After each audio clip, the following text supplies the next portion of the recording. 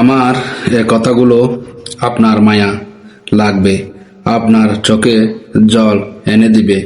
আজ আমি ছোট্ট একটি কষ্টের গল্প বলবো। গল্পটা শুনতে সাধারণ হলেও হ্যাঁ, এই গল্পটা হচ্ছে একটি ষাঁড় স্কার্ফ নিয়ে। কষ্ট হলো ধৈর্য ধরে শুনে যাবেন। আমি বাড়ি থেকে বাজারের দিকে রওনা হলাম। আমার বাড়ির পাশে আছে একটা চায়ের দোকান। সেই চায়ের দোকান দেখি একটি বৃদ্ধ দাদা বসে আছে। তারপর হাতে দেখলাম একটি চায়ের কাপ। তার জিজ্ঞাসা করলাম, দাদা আপনার চা ঠান্ডা হয়ে যাচ্ছে, চাটা খেয়ে নিন। চোখের পানি ফেলে আমাকে বলতেছে, চা ঠান্ডা হয়ে গেলে গরম করা যায়, কিন্তু মানুষ ঠান্ডা হয়ে গেলে কখনো গরম করা যায় না। আসলে কথাটা অনেকটা বাস্তব। দাদাকে বললাম, দাদা এই কথাটার মানেটা কি? দাদা আমাকে হেসে বলল, আমি সারা জীবন টাকার পিছনে দৌড়ছি, আমি কখনো আমার ফ্যামিলির মানুষকে সময় দেয় নাই। আজকে সেটা বুঝতেছি। টাকায় সব কিছু নয়, টাকা আপনজন নয়, আসলে ফ্যামিলির মানুষগুলো হলো আপনজন। হ্যাঁ, আসলে দাদা যা বলছিল ঠিক বলছিল। দাদার কথা শুনে আমার চোখে জল আসছিল। দাদাকে কি বলবো আমি বুঝতেছি না। দাদাকে আমি আর কিছু জিজ্ঞাসা করলাম না। আগে আমাকে বলতেছে, কখনো ফ্যামিলিকে কষ্ট দিও না, কারো সাথে রাগ অভিমান করো না। দাদাকে আমি আবার জিজ্ঞাসা করলাম, কথাটার মানেটা কি? আপনার বুকে এত কষ্ট কেন? দাদা আমাকে উত্তর দিল, আপনজন যদি দুনিয়াতে যদি থাকা অবস্থায় যদি মূল্যায়ন না করো, সেই দুনিয়া থেকে বিদায় নেওয়ার পর বুঝতে পারবা। আসলে কথাটা 100% সত্যি।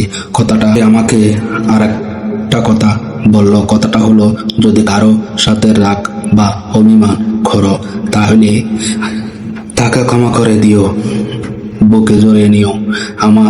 আর কারো যদি দোষ করে থাকো, হাত ধরে তার কাছে ক্ষমা চেয়ে নাও। তার এই কথাগুলো শুনে আমার চোখের জল চলে আসছে, আর আমি দাদাকে কিছু বলতে পারতেছি না। আমার চোখের জল আমার কারণ হচ্ছে আমার ভাইয়ের সাথে আমি রাগ করছিলাম। 3-4 বছর আমার ভাইয়ের সাথে আমার কথা হয় নাই।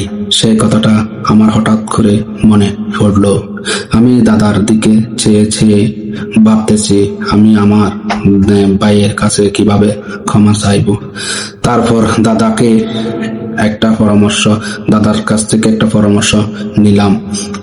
দাদাকে বললাম, দাদা আমি তো আমার ভাইয়ের সাথে রাগ করলাম, অভিমান করছি, এখন আমি তার কাছে কিভাবে ক্ষমা চাইব? সে আমাকে বলল, আজকে তোমার বাসায় গিয়ে তোমার ভাইকে ডাক দিয়ে জড়িয়ে ধরে ক্ষমা চাইবা। হ্যাঁ, ভাই ক্ষমা করে দিবে, তোমাকে ছাড়বে না, কারণ ভাই বড়দন, রক্তের বাঁধন, যদিও আলাদা হয় নারীর কারণ। আসলে এ কথাটার অনেকটা মানে আছে, আসলে সত্য কিছু ঘটনা আছে, তাই আপনাদের মাঝে এ কথাটা বলতেছি। লাস্টে আমি একটা গান করব, সেই গানটি আপনাদের ভালো লাগলে সুন্দর একটা কমেন্টস আপনারা লিখে যাবেন। কমেন্টের মধ্যে লিখে যাবেন কিছু গল্পের কথা, ঠিক আছে? আসলে গল্পটা ছিল অনেকটা ছোট্ট, যদিও গল্পটা আপনাদের মাঝে ভালো লেগে থাকে তাহলে একটা লাইক, একটা সাবস্ক্রাইব, একটা শেয়ার করতে বলবেন না।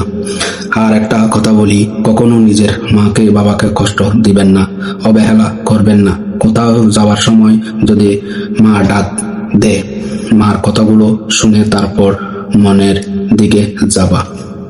মা বাবাকে কখনো কষ্ট দিবেন না।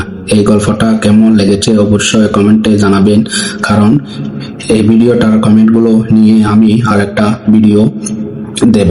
আমি আশা করব কমেন্ট আপনিও একটা গল্প লিখবেন, যে আমি গল্পটা কমেন্টটা স্ক্রিনে শো করতে পারছি। এই ভিডিওটা যদি ভালো লাগে, এই গল্পটা যদি ভালো লাগে তাহলে একটা লাইক, একটা সাবস্ক্রাইব, একটা কমেন্ট করতে বলবেন না।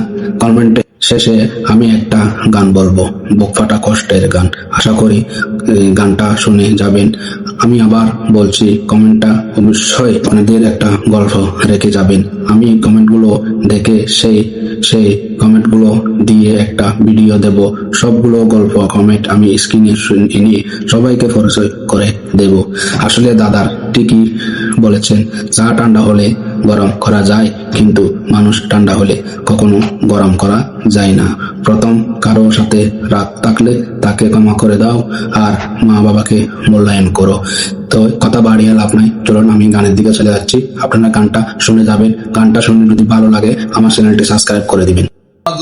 তোমার মতো লয় না কেহ আমায় বুকে টানি, আচল দিয়া মোচে না কেউ।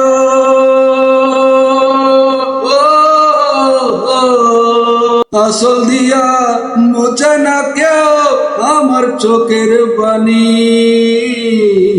হায়রে মা জননী আমার, হায়রে মা জননী, হায়রে মা জননী আমার, হায়রে মা জননী।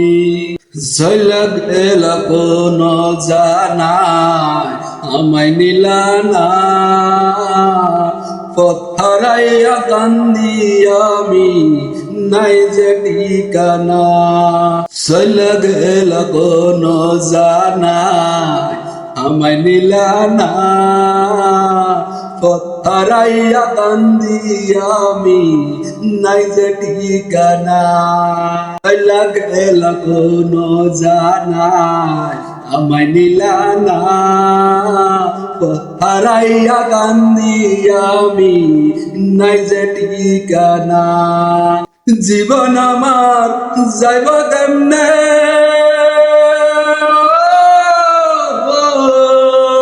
জীবন আমার যাইব কেমনে একটু ভাবনি।